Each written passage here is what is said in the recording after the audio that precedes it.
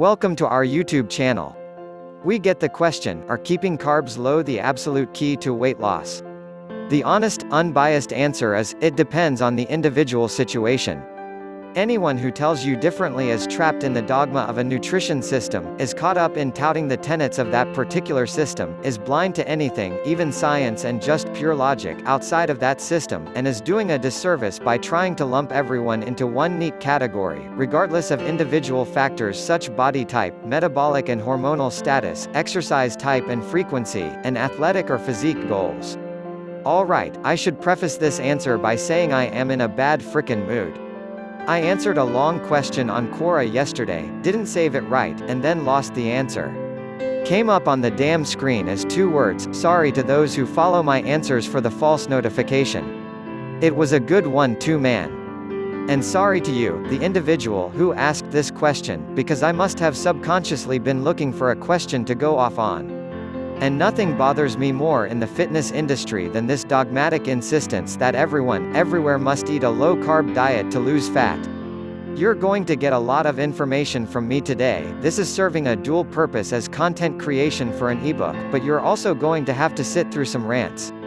Can you smell what Miak is cooking? And in all honesty, I think most people would say I'm a pretty laid-back, friendly dude, so I don't want to give you a false, this guy is a dick, impression. I'm not attacking anyone personally. If you believe in something, and are sincerely trying to help people, not just take their money, then you are all right in my book. I admire your passion and commitment, and although we may have disagreements on nutritional approaches, we can still be friends. But I believe wholeheartedly in something too, diets must be individualized to optimize results. And I will speak up on that, whether it is popular opinion in different circles or not. Cool, my low-carb brothers and sisters. Alright, let's get this fat loss party going. 1. Let me start off with the childish stuff first. I know, without a doubt, that low-carb diets are not necessary for real-world fat loss. How? Personal experience in the real world, not just sitting back hypothesizing in a lab. I competed in a natural bodybuilding show back in January. I had my body fat tested just for fun equals 3.8%. Now, I'm not one to inflate accomplishments, none of those assessment tools are very accurate, which is why I don't use them often, and that is probably physiologically impossible, but I was definitely very lean, and I was averaging 300 grams of carbs a day, from limited non-fructose, sugar, non-gluten containing carbs, mostly just rice and potatoes, more on that later. Genetics? Fair enough, although I have skinny fat genes. My wife also competed. Her dad has spent most of his life over 400 pounds. She ate roughly 1 gram of carbohydrate per 1 pound of lean body mass. She had more of a six-pack than most of the low-carb is everything for fat loss dudes I see preaching around the gyms, and she's 38 I might add. This is not about us, it's about you, I get that, but I think our experiences can certainly help you achieve your fat loss goals, and see through fitness myth and folklore. I've also had several private clients dramatically improve their body composition and/or have taken good physiques to great with carb-based diets. To be fair and unbiased, I've also had clients dramatically improve their body composition on low-carb diets. Like I said above, it just depends on the individual situation. Cookie cutting only works in the cookie-making business. And finally, I've competed several times on an international level in natural bodybuilding. I have been around some of the fittest men and women on the planet. No one I've talked to personally followed an ultra-low-carb diet to reach peak physical conditioning. Reduced carb? Yes, the right type and timing of carbs, yes, but ultra-low-carb, absolutely not. And I want to reiterate that I'm talking natural bodybuilding, not drugged-up extreme physiques that most of the general public associates with bodybuilding. Many don't even know that drug-tested bodybuilding exists. I have, and only ever will, compete in natural bodybuilding. I only mention this because you have trainers and researchers who are book smart but can't get results with themselves or their clients in the real world.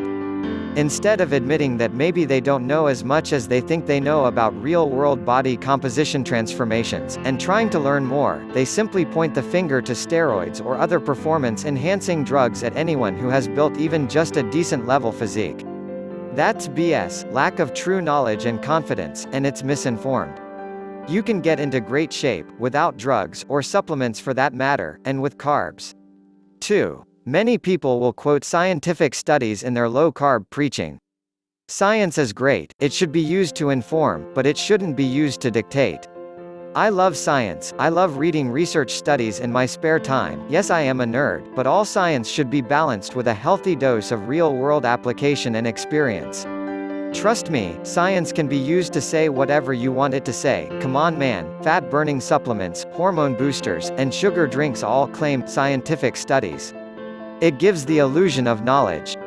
Here's how this works. You simply quote the studies that support your theory, and leave out the ones that contradict it. There are plenty of studies on the effectiveness of low-carb diets. There are also studies that show carb-based diets can be just as effective for fat loss for certain demographics. That's probably because, surprise, surprise, both can, and have worked, in the real world. See a theme coming? It depends on the individual situation. Don't get mesmerized by fancy science, or trainers or researchers trying to sound smart, or those who just like to hear themselves talk, myself included. This isn't about what sounds good on paper, in the lab, classroom, training certification program, or magazine advertisement. It's about what works in the really real world of the gym, beach, poolside, or bedroom. Hey now.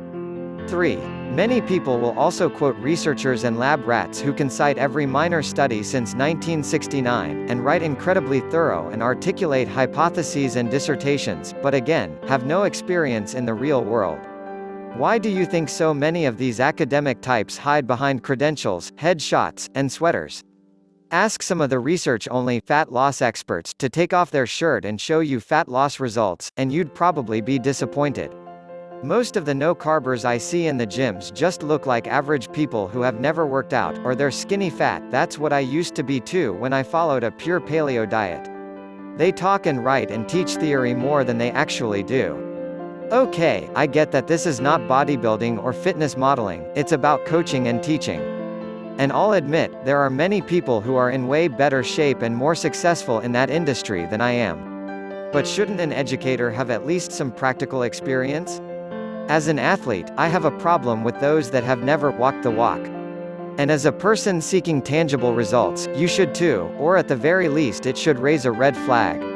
If you want to sound smart during a dinner table conversation or in a theoretical debate, that's one thing. But if you want to get results in the real world, that's another. Let's put it this way.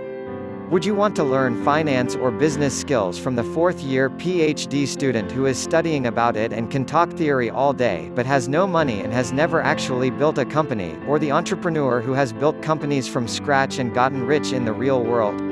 Seems like a no-brainer to me, but many get wrapped up in formal credentials.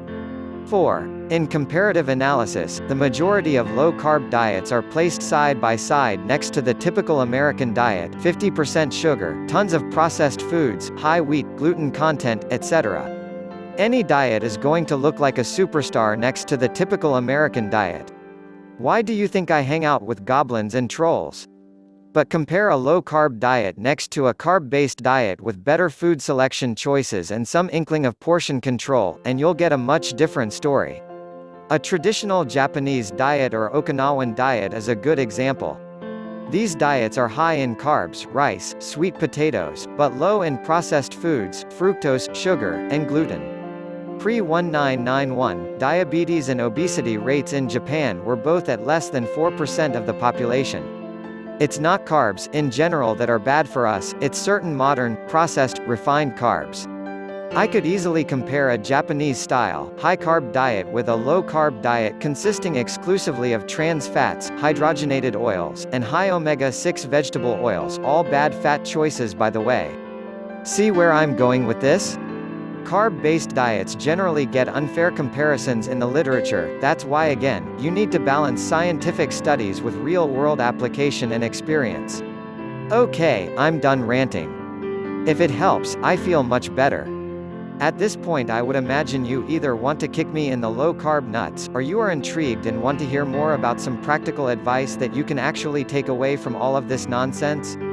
I'm with you either way, my friend. 5. I think the true value of low-carb and/or paleo-style diets is what it removes from the average American diet than the overall macronutrient ratios or dietary plan itself. Everyone, regardless of situation or goals, can benefit from cutting out things like sugar, concentrated sources of fructose, trans fats, hydrogenated oil, pro-inflammatory omega-6 vegetable oils, wheat, gluten allergy or sensitivity, etc. That's why I've always said that paleo, caveman eating makes up a good percentage of my nutritional philosophy. I just don't get wrapped up in the dogma. You don't have to avoid all carbs like the plague, especially if you are a physique or performance athlete, but you should avoid certain ones. 6. If you are obese, sedentary, and/or insulin-resistant, type 2 diabetic, pre-diabetic, then low-carb diets are the best choice for you. You've eaten yourself into a hole that you have to climb out of with a restricted diet. Unfortunately, most of the carbohydrates you eat in this state will be shuttled towards fat cells, so you don't really have a choice. Low-carb diets are the best way to lose some fat and improve insulin sensitivity for this specific demographic. 100% paleo for you. When you lose some weight and start getting more active, that's when dietary options will open up for you. It's kind of like how the financial advice you are going to give to someone in debt is different than that of a high-level investor. I drive around in a soup can on wheels, so I can't help you there, although some of my friends, who are also on Quora, probably could. One size plan doesn't fit all in that world either, right? 7. For strength trainers and anaerobic athletes, I believe carb intake should be looked at from a seesaw approach. On one side you have someone's relative insulin resistance, on the other side you have their recommended carb intake. If someone's insulin resistance is high, closely correlated with body fat, so say 25% body fat and above, their carb intake should be low. If it is moderate, 15 to 25% body fat, carbs can be in the diet, but they should be moderate and consumed mostly in periods where insulin sensitivity is highest post-workout and breakfast. If it is low, and insulin sensitivity is high, less than 15% body fat, carbs should be consistent in the diet, spread evenly over 5 smaller meals, a traditional bodybuilding, fitness-style diet type of thing. But stick with non-fructose, sugar, non-gluten carbs, keeping most modern foods out of the diet. Top tier, sweet potatoes, and rice. And an important note. Fats and carbs are both fuel sources. So if one goes up, the other should go down. Too much fuel at once equals body fat. If carbs are low, your primary fuel source should be healthy fats. But if carbs are your primary fuel source, which I think they should be for leaner, anaerobic athletes, then I think you should just get essential fatty acids as byproduct of your animal protein sources only. In other words, no added fats through oils and whatnot. 8. Carbs in a fat loss diet is blasphemous. I know, but here are a few quick bits. Strength training is fueled via the anaerobic energy production pathway, glucose, glycogen. The needs of athletes are different than sedentary populations. Glycogen restoration following intense training can take multiple carb-based meals and up to a 24-hour period. Gas needs are different if you are driving your car around than if it is sitting in the garage. Strength training causes microscopic tears in the muscle tissue, and the entire recovery process can take 48 to 72 hours. Your body is in an altered physiological state during that time. Nutritional needs are different, and cavemen were active but weren't inflicting the type of targeted micro-trauma to their bodies caused by volume-based, hypertrophy training, and were just trying to survive, not achieve higher levels of physique development. Okay, I could go on, but I don't want to beat a dead horse. Besides, I'm sure I will in future posts. 9. I think I've given some more specific dietary recommendations in other answers if you want to search around.